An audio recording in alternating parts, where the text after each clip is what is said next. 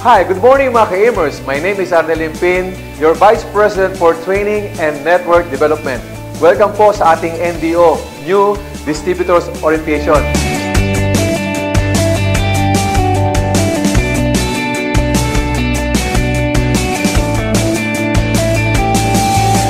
Dito po pag-uusapan yung how and why of the business. Paano mo gagawin? Step by step ang negosyong to.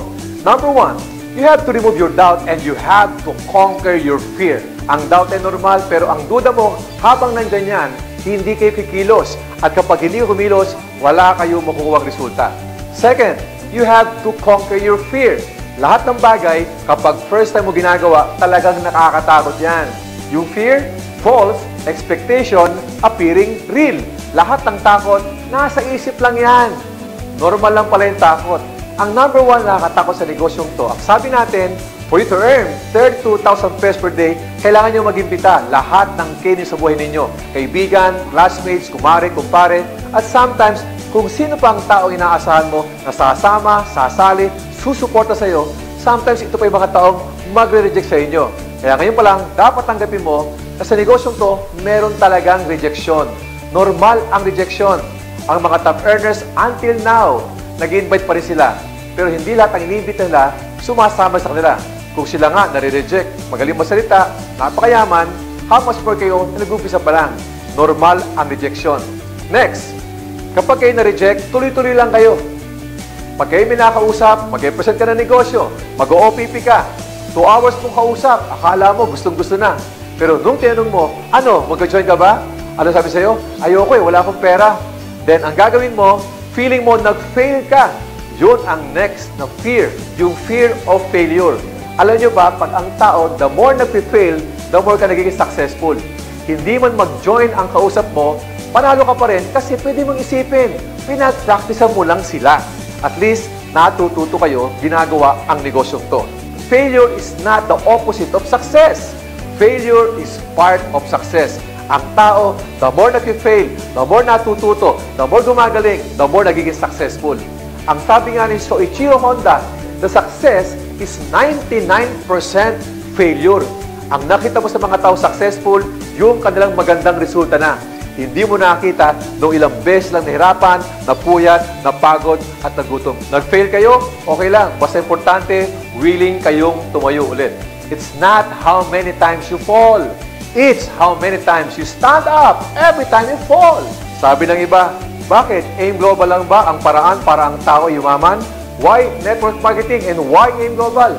Number one, kapag nag-AIM Global ka, automatic ang tawag sa inyo ay boss. Siyempre, pag may boss, may kapartner yan na empleyado. Ang empleyado at ang negosyante, sila ay pareho nangangarap. Pero look at this, ang empleyado, magaling, masipag, matalino, napasok ng maaga, lagi nag-overtime. Pero yung mayaman, yung boss, yung amo, o yung kumpanya. Actually, walang mali doon. Pero paano ka ngayaman kung ikaw ay kinsenas katapusan? Hindi ka pa nga sumusweldo, nangungutang ka na. Samantala sa Global, boss ka dito, hawak mo negosyo mo, control mo ang income. Actually, the company is giving you a blank check. Kung magkano gusto mong kitain, trabahuhin mo lang yan. Maganda ang Global, boss ka dito, maliit ang kapital. Wala ka sa overhead expenses. Napakasimple, aaralin mo lang. But you have to invest time. Ang number one talagang puhunan sa Global, hindi lang yung nag-member ka eh. Ang number one na investor sa Global, yung time. Nag-google mo para alamin ang negosyong to. So ngayon pa lang, congratulations kasi, boss, ikaw ang boss sa negosyong to. Pangalawa, bakit AIM Global? Guys, meron tayo tinatawag na law of leverage. Ito po yung multiplication of time through others. Maraming mga taong ordinary lang pero very successful kasi na-multiply nila ang sarila sa ibang tao. Mga negosyante, Lucio Tan, Hennessy, Go Hong Wei, kaya yung mayaman yan kasi pinarami nila ang kailangang mga sarili sa iba't ibang mga tao. Si Lucio Tan, kumuha siya ng magagaling na mga estudyante, graduate ng UP, ng Lasal, ng Ateneo. Lahat ng magaling na lawyer, arkitekto, engineers, doktor, hinaryo ni Lucio Tan para magtrabaho sa kanyang kumpanya. Ina-apply niya ngayon yung tinatawag na law of leverage. Why multi-level marketing? Because this business, this is a portable business.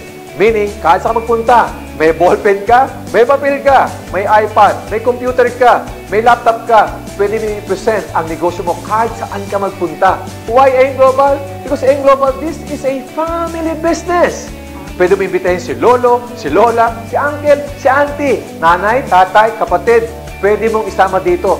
Masarap ang gawin negosyo kasi pamilya kayo. Imagine mo sa bahay, no? You are talking the same language. You are sharing the same goals. Kasi isa lang ang lingwahe pinag-usapan ninyo. Kaya nga, family business po ang AIM Global. And last, why AIM Global? Because this is a helping business. Bago ka maging successful, bago ka yumaman dito, kailangan tulungan nyo muna lahat ng mga taong inimbitahan mo na ma-involve sa negosyong to. Marami nag-join sa AIM Global, hindi naging successful. Tanong mo kung bakit. Wala naman po silang ginawa eh. Ba't walang ginawa? Wala kasing alam.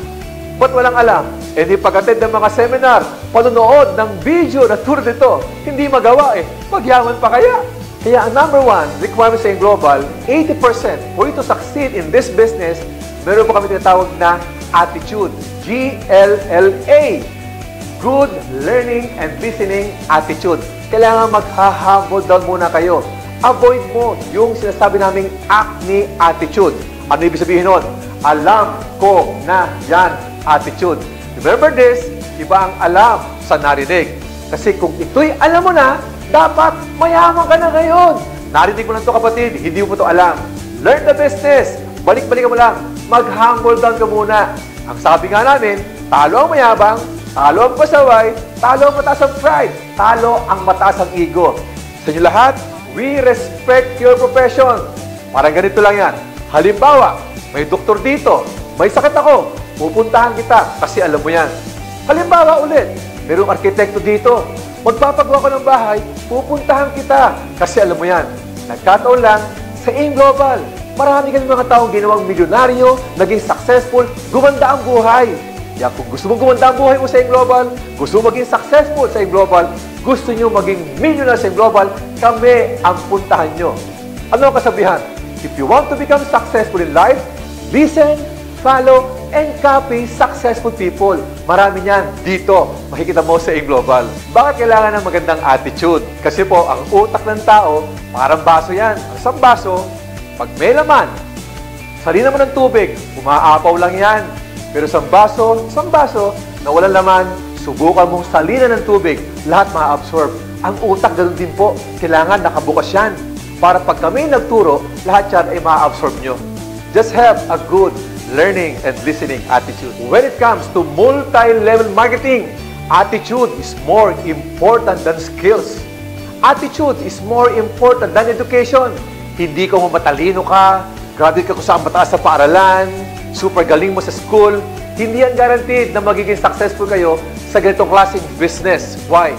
Minsan kasi, kung sino yung taong matalino, magaling, yan ang mga taong mahirap turuan. So maghamultan ka ulit.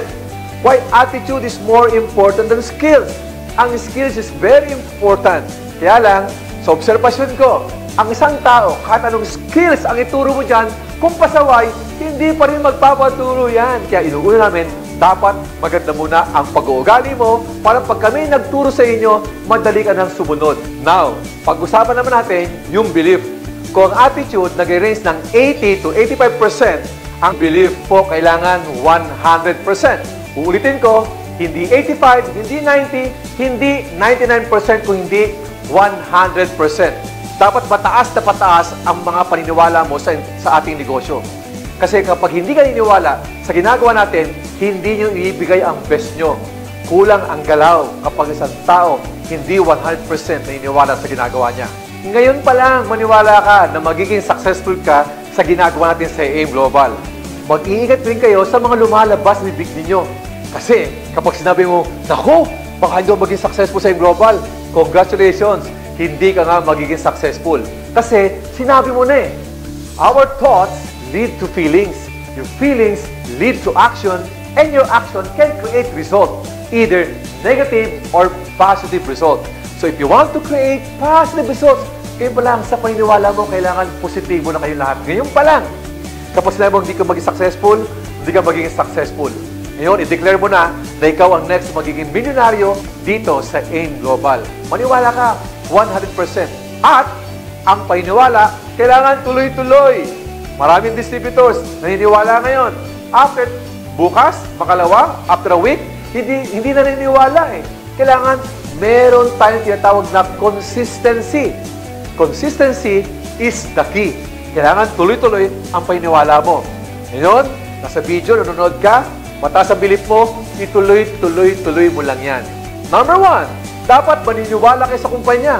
Kaya po ang ating AIM Global, ang ating kumpanya, one of the best multi-level marketing right now. Hindi lang po sa Pilipinas, kundi sa buong mundo na.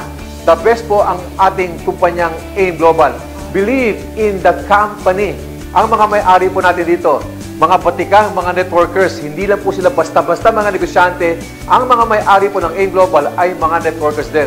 Upisaan ko, Doc Ed Gabantog, Sir John Aspirin, Sir Franz Miguel, ang mga board of directors po, together with the vice president ng kumpanya, Georgine Gonzalez, and myself, and yours truly, we have more than 100 years combined experience as a networker.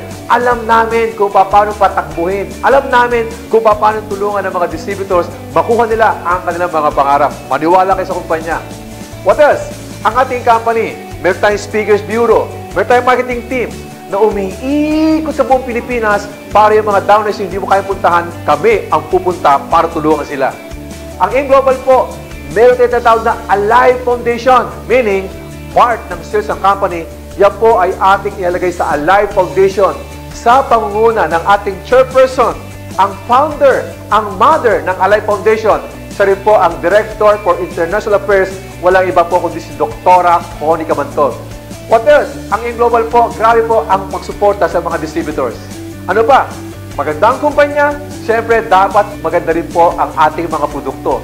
Ang strength ng isang company, hindi ka lang mabubuhay sa pag-recruit, sa pag-i-invite ng mga distributors. Kailangan may magandang produkto na umiikot at kailangan ang produkto epektibo. Kailangan maganda talaga ang nagagawa sa ating katawan. Kailangan maniwala sa mga uplines, ang tawag doon, uplines o yung mga sponsor nyo. Actually, ngayon pa lang, be thankful sa mga sponsor nyo, especially sa yung direct upline. Kasi yung mga direct upline nyo, siya po ang ginamit na instrument para makita mo ang AIM Global. Believe, trust, respect, and be thankful sa mga uplines ninyo. May mga downlines sa AIM Global. Yung mga downlines po, ito yung mga taong iniimbitahan natin. At ngayon pa lang, dapat maniwala tayo sa mga downlines. The moment, imbitahin mo ang downline mo, dapat ikaw mismo upline, naniniwala ka na ang downline mo, yayaman din sa AIM Global. At syempre, bago naman maniwala ang ibang tao sa inyo, kailangan maniwala ka muna sa inyong mga sarili. You have to believe in yourself. Why? Huwag kayong maiinggit sa taong magaling magsalita. Huwag ka basta maiinggit sa taong mayaman. Tandaan nyo, may alam kami, hindi mo alam. Pero may alam ang bawat isa inyo na hindi namin alam. Kaya nga, mapapansin natin, lahat ng tao po ay unique. Gaano ka-unique? 100 plus million ang populasyon sa Pilipinas. Iisa, walang magkaparehong thumb mark. Grabe, no? Bilyon ang tao sa buong mundo. Iisa, walang magkaparehong thumb mark. Ganon kayo ka-unique. At alam niyo rin ba, ikaw ay champion? Anong champion? Imagine this, ilang milyong tayong similya. Nag-una-unahan. Tayo po ang naging tao. Ilang milyong similya ang binabangga mo. Ikaw ang nakapasok. Ikaw ang naging tao eh. Doon pa lang, champion ka na. Kung dahil champion ka, you deserve a good life. Sabi ko nga lagi, kung kayo ay ipinanganak na mahirap, hindi mo kasalanan. Pero, pag namatay kang mahirap, kasalanan mo na yan. Tayo po ang gumagawa ng ating buhay. Maniwala ka sa sarili mo at maniwala ka, gaganda at gaganda ang buhay ninyo. Marami ang nagtatanong sa amin, Sir, ano pa talaga ang number 1 sikreto sa negosyong to? Guys, marami katanong, paano ginagawa ang business sa AIM Global step by step? Yung tanong na paano, madali yan eh. You know what? The how will always follow if you know your why. Dapat ngayon pa lang, alamin mo, ba't ka ba nag-AIM Global? Ang tawag doon, yung aming commitment. Ang pagiging successful sa negosyong to, depende sa commitment na ibibigay ninyo. Maraming tao gusto maging successful, pero ayaw naman umattend ng mga seminar. Takot mapuyat, takot magutom, takot mapagod, takot pagtawanan, takot ma-reject. Eh wala ka pa nga sa Global, lahat ng mga binabanggit ko na experience mo na. Sa Global, mapuyat ka, mapagod, magutom, pagtawanan at ma-reject. Okay lang yan kung magbabago naman ang mga buhay nyo. So, kailangan may commitment. 3 level ang commitment. I will try the business, I will do my best, and I will do AIM Global whatever it takes. When we say whatever it takes, walang complaint. Iwasan nyo yung salitang kasi. Ano yung kasi? Upline. Baka hindi makakati sa opisina eh. Baka hindi makapunta sa mga meetings. Kasi malayo, kasi mahaba ang seminar, kasi pagod, kasi gutom. Kailangan ngayon pa lang, meron tayong natawag na magkusa ka. Instead na kasi, kailangan kusa. Magkusa ka. Because AIM Global, this is your own business. Magkusa ka na umattend, gumawa ng prospects list, gumawa ng mag-OPP, magkusa ka na alamin ang negosyo. Because AIM Global, this is your own business. When we say commitment, parang sakripisyo yan eh. Ano ba yung mga sakripisyo? Ang sakripisyo, ginagawa ninyo ang isang bagay kahit hindi kayo komportable. Ang tawag dyan, sakripisyo. And when we say about sacrifice, kung alam mo yung larong chess, ang mga opisyalis doon, merong king, merong queen, may bishop, may rook, may horse, may pawn. Ang pinakamataas doon, after ng king, yung queen. Tanong, dumating na ba sa time? Yung queen mo, pinakain mo. Bakit? Because sometimes, you have to sacrifice your queen to save your king. Dumating ba yung time? Ang kumain ng queen mo, yung pawn? Hindi ba yung pawn yung pinakamaliit? Yung pawn yung pinakawalang kwenta? Pero pinakain mo yung queen mo. Why? Because sometimes, you have to sacrifice your queen to save your king. Walang pinagkaiba sa AIM Global yan. Sometimes, you have to sacrifice na minsan, puyat kayo, pagod kayo. Minsan, sometimes, you have to sacrifice na hindi ka manood ng sine. Minsan, may mga okasyon sa bahay ninyo, hindi ka pupunta. Sometimes, you have to sacrifice something to gain something. Okay, maganda ang attitude, maganda ang belief, committed. Pero minsan, mayroon pa rin mga distributors. 6 months na sa AIM Global, 1 year sa AIM Global, saka pa nawawala. Kasi, inaabutan na nila yung salitang discouragement. Kung kanina, ang topic natin is rejection, minsan habang tumatagal ka sa AIM Global, meron tinatawag tayong discouragement. Yung ba tipong na, yung mga down na mo nawawala, ang tawag doon, attrition. Number 1, nag-discourage sa mga distributors kapag inabutan sila ng attrition. Tanggapin natin, hindi lahat ng mga distributors, hindi lahat ng nag-join sa'yo, mag-stay sa AIM Global. Minsan, yung mga nauna mong inibitahan, yung pag nawawala. Kaya nga merong attrition eh. Ano yung attrition? Parang sa law of nature. Tandaan nyo, walang puno na lumaki na hindi nalagasan ng dahon. Pero ang tanong, ba't nalagasan ng dahon? Malamang, tuyot na yung dahon. Malamang, bulok ang dahon, mahina ang pagkakapit. Kumangin lang, mashake lang ang puno, mahuhulog ang mga dahon. At ang maganda rito, yung mga dahon na nahuhulog, ito pa ang magiging fertilizer mo para maging healthy ang puno nyo. Pero di ba, pag may mga dahon na nahuhulog, may panibagong dahon na tumutubo? Sa AIM Global, ganun din. Hindi maiwasan, may mga distributors na wala. Kung ang downline mo, pasaway, gumagawa ng mali, kinokontra ang company policy, okay lang, mawala yan. At mangyayari pa, sino pa magiging fertilizer para mas mamomotivate tayo. Pag may nawawala, may panibagong darating. Paano daw may iwasan ng mga discouragement? Number 1, do not entertain any negative thoughts. Huwag na mag-iisip ng mga bagay na negatibo. Kasi kapag negatibo iniisipin nyo, of course, ang action nyo negatibo din at ang resulta mo negative din. What else? Avoid talking to dream stealers. Ito yung mga magnanakaw ng pangarap. Remember this, yung mga tao mag-discourage sa inyo, hindi naman sila ang magbabayad ng mga gastusin nyo. Hindi sila magbabayad ng tuition fee ng mga anak natin, tubig, kuryente, pamalengke, grocery natin. Tayo magbabayad eh. Kung tayo pala magbabayad ng ating mga gastusin, kailangan huwag papakinggan ng mga tao walang alam, walang kinalaman sa ating mga pangarap. Kung sa iba, kaya sila nag-quit sa AIM Global because of discouragement, alam nyo ba, na meron ding advantages ang mga discouragement? Kasi pag ikaw, marami kang discouragement na na-experience, ito yung paghuhugutan ninyo. Ang downline mo nahirapan. Pag ang downline mo nahirapan, pupuntahan ka niyan. Sabi niyo, upline, i-motivate mo nga ako. Paano yan kapag di ka nahirapan? How can you motivate your downlines?